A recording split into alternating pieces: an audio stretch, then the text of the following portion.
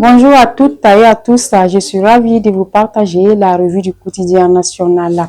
L'essor à la une de l'actualité, la phase nationale des états généraux du sport a été lancée hier, jeudi 24 avril, au Centre international de conférence de Bamako, sous la présidence du Premier ministre, le général de division Abdoulaye Maïga.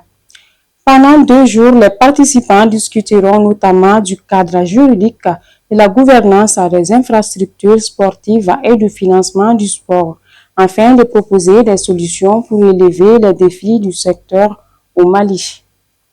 Réunis hier pour la première séance plénière de la session ordinaire d'avril 2025, les membres du Conseil national de transition CNT ont examiné 5 projets de texte, dont un projet de loi organique sur l'usage des langues officielles du Mali.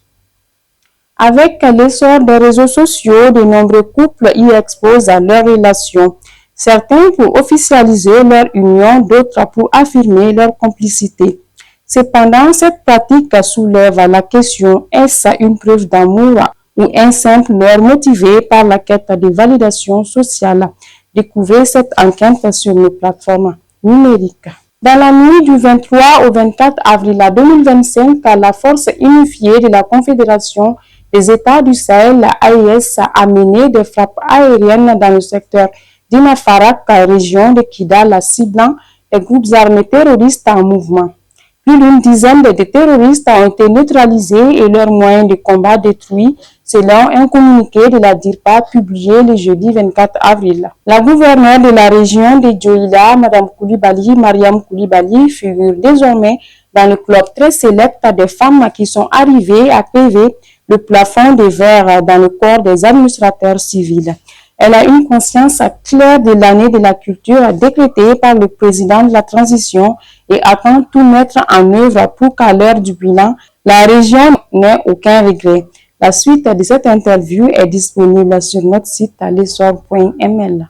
Le stade malien de Bamako, détenteur du trophée, le FC Diara, le Djoliba AC et l'USFAS sont les 4 équipes qualifiées pour les demi-finales de la 64e édition de la Coupe du Mali.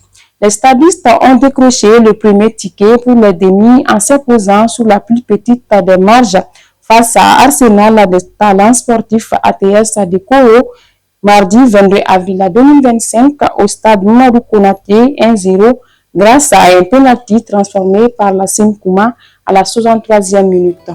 Et c'est ce qui met fin à cette revue. Pour rester informé, restez avec nous sur lessor.ml ainsi que sur nos différentes plateformes digitales. Au revoir.